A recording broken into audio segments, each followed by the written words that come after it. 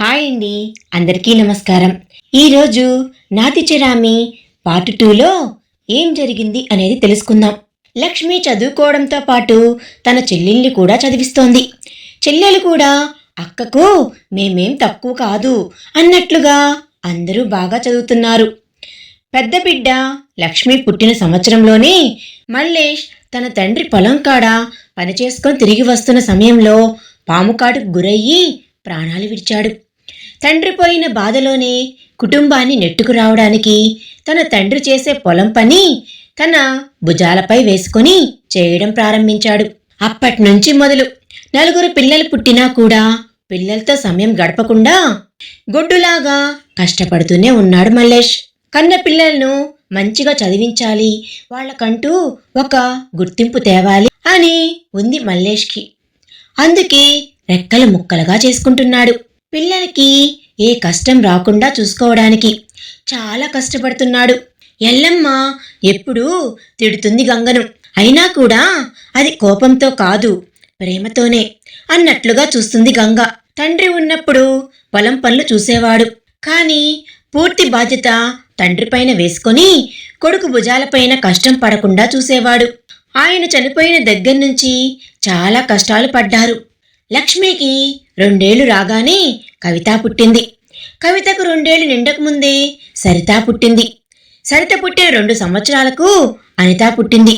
అనిత పుట్టిన తర్వాత 3 సంవత్సరాలకు ఇప్పుడు మళ్లీ గర్భవతి అయింది గంగ.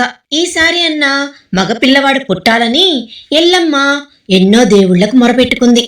గంగకు కాన్పు అయిన ప్రతిసారి మల్లేష్ పిల్లలు పుట్టకుండా ఆపరేషన్ చేయమని డాక్టర్తో చాలాసార్లు చెప్పాడు. గంగనే వద్దు, అత్త సంతోషం కోసం నేను ఎంత కష్టాన్నైనా భరిస్తా అని ప్రతిసారి చెప్పి మల్లేష్ నోరు మూయించడం పరిపాటైపోయింది. ఈసారి మల్లేష్ నోరు మూయించకుండా గంగనే తన నోరు శాశ్వతంగా మూసుకొని కానరాని లోకాలకు వెళ్ళింది. మళ్ళీ మల్లేష్తో గొడవ పెట్టుకోవడానికి కూడా లేకుండా అయిపోయింది గంగ. గంగ గర్భవతి అని తెలిసిన వెంటనే డాక్టర్ చెకప్కి వెళ్తే ఈసారి గంగా పరిస్థితి చాలా దారుణంగా ఉంది.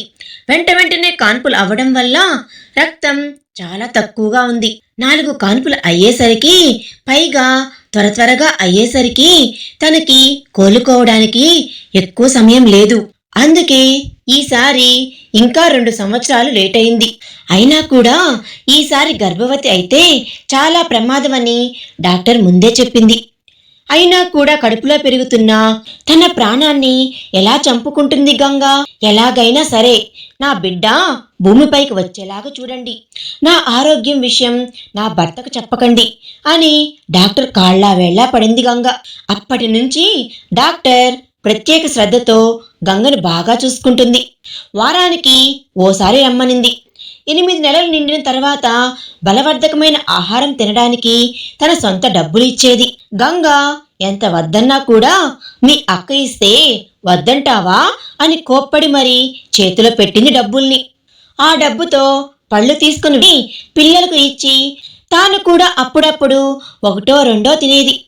మందులు కూడా చాలా బలవర్ధకమైనవి రాసి బిడ్డను తల్లిని కాపాడటానికి తన ప్రయత్నం తాను చేస్తుంది డాక్టర్. కానీ అనుకోని అవాంతరంగా వానదేవుడు గంగపైన విరుచుకుపడటంతో ఆ సమయానికి గంగకు నొప్పులు మొదలైనా కూడా 2 గంటల తర్వాత హాస్పిటల్కి చేరడానికి మునిపే తనకి పోరాడే శక్తి సన్నగిల్లింది. ఒక అరగంట ముందు తీసుకుని వస్తే డాక్టర్ తను ప్రయత్నించి తల్లిని బిడ్డని బ్రతికించేది. గంగకు నొప్పులు మొదలయ్యాయి. 1.5 గంటల సేపు వర్షంలో ఆ ఊరి నుంచి హాస్పిటల్కి రావడానికి ఎటువంటి సౌకర్యం లేదు. ఉట్టి ఆటోలపైనే రావాలి. మల్లేష్ ఆటో వాళ్ళని ఎంత బ్రతిమాలినా కూడా ఈ వర్షంలో మేము రాము, పెద్ద గతుకుల రోడ్డు, ఆ రోడ్డులో ఈ వానలో బయలుదేరితే మీ ప్రాణాలకే కాక నా ప్రాణాలకు కూడా ప్రమాదం, వాన నీళ్లలో కొట్టుకుపోయినా కూడా మనం బ్రతకము అని వాళ్ళకు తెలుసు. పైగా ఆ ఊరు రోడ్డుపై నుండి ఒక నదిపాయ వర్షం వచ్చినప్పుడు ప్రవహిస్తూ ఉంటుంది. దానిలో కొట్టుకుపోతామని భయం కూడా ఉంది. అందుకే వర్షం పడే సమయంలో ఊరు దాటి ఆటోలలో అస్సలు ప్రయాణం చేయరు. డాక్టర్ వంక ఆశతో చూస్తున్నాడు మల్లేష్, ఏం చెప్తారు అని. మల్లేష్ నేను గంగని కాపాడలేకపోయాను.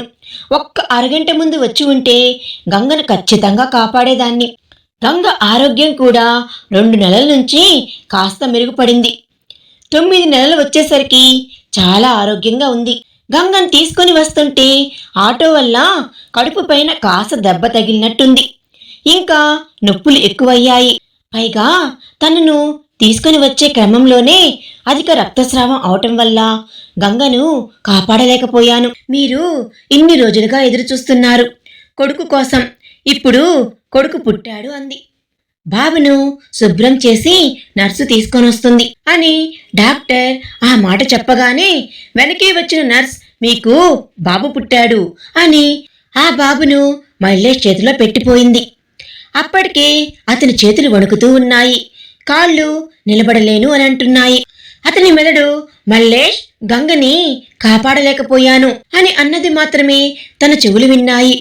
ఇంకా ఆ తర్వాత చెప్పిన మాటలు వినబడ్డం లేదు. అక్కడికి అతని మెదడు ఆగిపోయినట్లు తనకు అంతా చీకటిగా అయిపోయింది.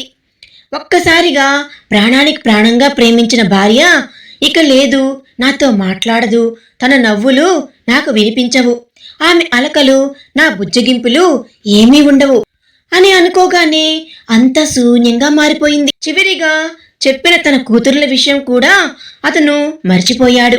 15 సంవత్సరాల తన కాపురంలో ఒక్కసారి కూడా తనకు ఎదురు చెప్పలేదు. అంటే ఆమె ఎంత ప్రేమతో ఉంది. ఈనాడు ఇది కావాలి అది కావాలి అని అడిగేది కాదు. అలాంటి గంగ ఈరోజు మూగబోయింది అని అంటేనే అది తన గుండె తట్టుకోలేకపోతున్నాడు. గంగగా ఉన్నప్పుడు అనేది తనకు ఈసారి కొడుకు పుడితే అత్త సంతోషపడుతుంది, తనను ప్రేమతో చూస్తుంది. అందరూ ఆడపిల్లల్ని కన్నాను అని తిట్టిపోస్తుంది అత్త. పైగా తల్లిదండ్రులు లేకపోయే అని చాలాసార్లు అనేది. మల్లేష్కు గంగ ఆలోచనలన్నీ చుట్టుముట్టి సతమతమైపోతున్న సమయంలోనే తలలోపల అగ్నిపర్వతం పేలినట్లు తలను గట్టిగా పట్టుకొని ఒక్కసారిగా నిల్చినవాడు నిలిచినట్లే వెనక్కి పడిపోయాడు. అతడు వణుకుతున్న సమయంలోనే నర్స్ అతని చేతిలో నుండి బాబును తీసుకుంది. లేకపోతే అప్పుడే పుట్టిన బాబు కూడా ప్రాణాలు వదిలేవాడు. మల్లేష్ చేతిలో నుంచి అమాంతంగా పడిపోతే ముందుకు వెళ్లే డాక్టర్ మల్లేష్ మల్లేష్ అని పిలుస్తున్నా అతనికి ఏమీ వినిపించలేదు. వెంటనే తన పల్స్ చెక్ చేస్తే చాలా వీక్గా కొట్టుకుంటుంది గుండె. డాక్టర్ వెంటనే తనకు ఇంజెక్షన్ ఇచ్చి మల్లేష్ ఒత్తిడి తగ్గడానికి ఒక గ్లూకోజ్ పెట్టింది. ఆ తర్వాత అతని గుండె మామూలు స్థితికి వచ్చింది. కానీ అతని మెదడులో ఏమైందో అర్థం కాలేదు.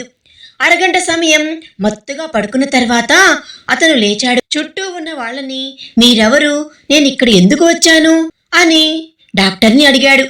వాళ్ళ అమ్మను చూసినా కూడా ఎవరో పరాయి ఆమెను చూసినట్లుగా వింతగా చూశాడు.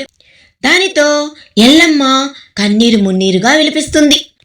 మల్లేష్ పడిపోవడంతో ఎల్లమ్మ నెత్తి నోరు కొట్టుకుని ఏడుస్తూ ఉంది.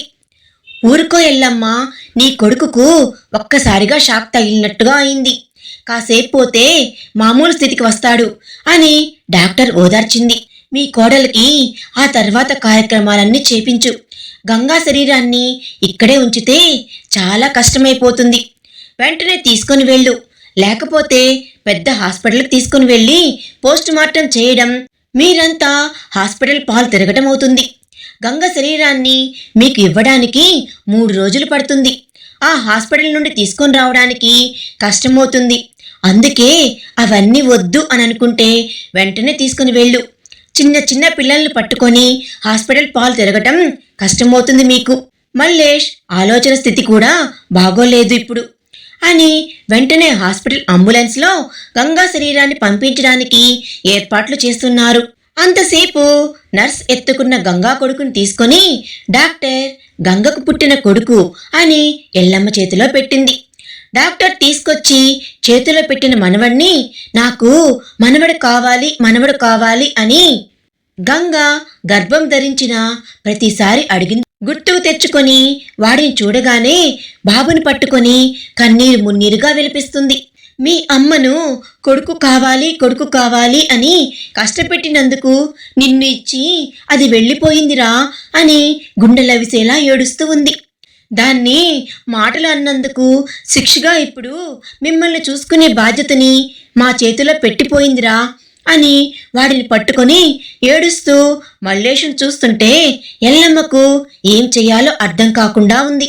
డాక్టర్, ఎల్లమ్మ ఏడుస్తుంటే మీ కోడల్ని కాపాడడానికి చాలా ప్రయత్నం చేశాను, కానీ కాపాడలేకపోయాను. తన ప్రాణాలు పోసి పెంచుతున్న తన ప్రతిరూపాన్ని మాత్రం నా శక్తి వంచన లేకుండా కాపాడి ఇప్పుడు మీ చేతుల్లో ఉంచాను. ఒక 10 నిమిషాలు లేట్ అయి ఉంటే నీ మనవడు నీకు కూడా నిర్జీవంగా నీ చేతిలో ఉండేవాడు కాదు.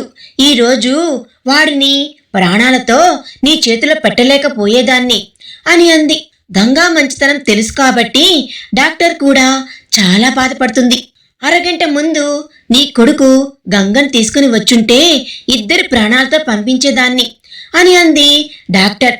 ప్రాణం లేని శవంగా గంగను చూసేసరికి ఎల్లమ్మ తెల్లడిల్లి అక్కడే కుప్పకూలిపోయింది. నా మల్లయ్య గంగను ఎంత ప్రేమతో చూసేవాడు, గంగ మల్లయ్య పైన ఎంత ప్రేమ పంచేది.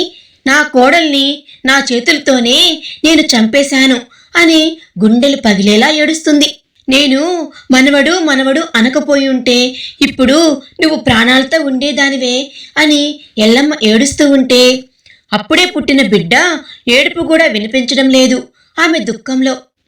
వాడు ఏడుస్తుంటే నర్స్ చూడలేక తీసుకుని వెళ్ళి పాలు పట్టించి తీసుకుని వచ్చింది.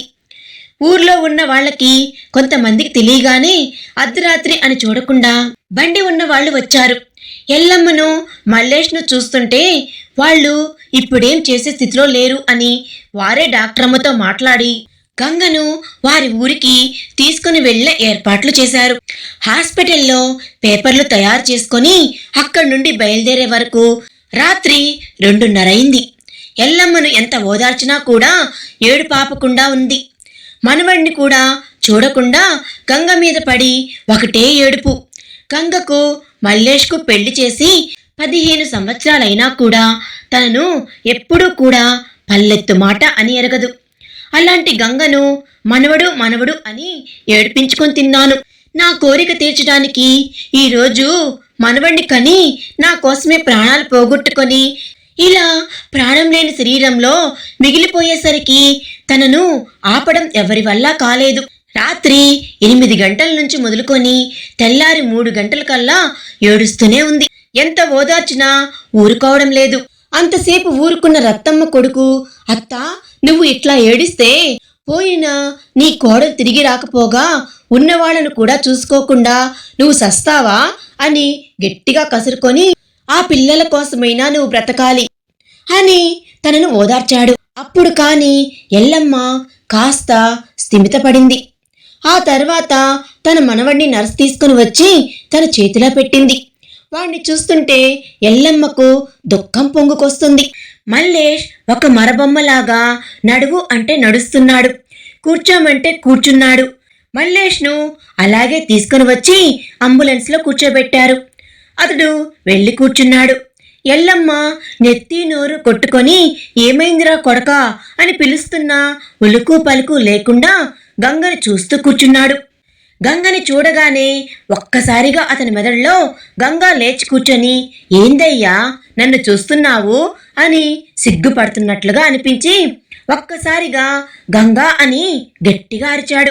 ఆ అరుపుతో మల్లేష్ పక్కన కూర్చున్న ఎల్లమ్మ ఉలిక్కిపడి ఏందిరా కొడక అలా అరిచావు అన్న తర్వాత మల్లేష్ ఎవరిని అన్నట్లుగా ఆమె వైపు చూసి మళ్ళీ గంగ వైపు తిరిగి గంగని చూస్తూ కూర్చున్నాడు. మళ్ళీ మెదడు ముద్దుబారిపోయినట్లుగా పిచ్చి పిచ్చి చూపులు చూస్తున్నాడు. మల్లేష్ అరిచిన అరుపు పడుకున్న బాబు లేచి ఏడుపు లంకించుకున్నాడు. వాడిని అటు ఇటు ఊపుతుంది, నిద్రపుచ్చడానికి ప్రయత్నిస్తుంది. అంబులెన్స్ కుదుపులతో నాయనమ్మ ఊపులతో మళ్ళీ పడుకున్నాడు బాబు. బాబు పడుకున్నాక మల్లేష్ వైపు చూస్తుంది ఎల్లమ్మ. ఏం జరుగుతుందో అర్థం కాకుండా ఉంది. తన మెదడు పూర్తిగా ఆలోచన స్థితిని కోల్పోయింది. వాళ్ళు ఊరికి వెళ్లేసరికి తెల్లారి 4 అయిపోయింది. గంగని తీసుకుని వచ్చి వాళ్ళ ఇంటి ముందే గడ్డి తీసుకొని ఆ గడ్డిపైన పడుకోబెట్టిన తర్వాత అంబులెన్స్ వెళ్ళిపోయింది. ఆ తర్వాత మల్లేష్ మామూలుగానే వచ్చి వాళ్ళ అమ్మ పక్కన కూర్చున్నాడు. అతని కంట్లో కన్నీరు కానీ అతడిలో దుఃఖం కానీ అస్సలు ఏమీ కనిపించట్లేదు.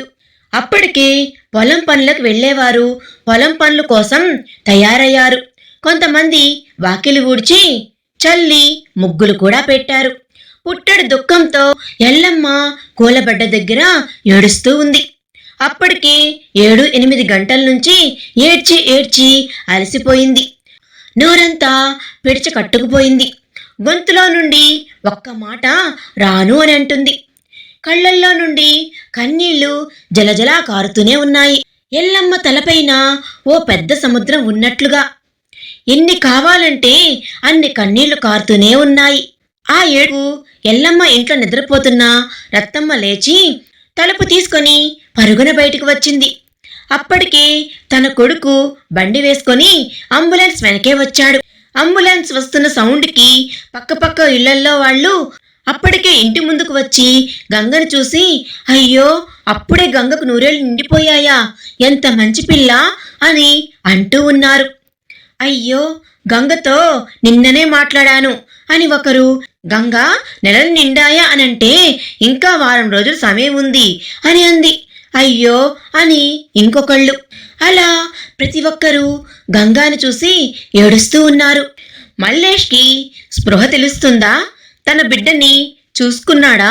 మరి మల్లేష్ పరిస్థితి ఏమిటి? ఎల్లమ్మ ఏం చేస్తుంది అనేది మనం నెక్స్ట్ పార్ట్లో తెలుసుకుందాం. ఈ వీడియో కనుక మీకు నచ్చినట్లయితే ప్లీజ్ లైక్ చేయండి. Thanks for watching.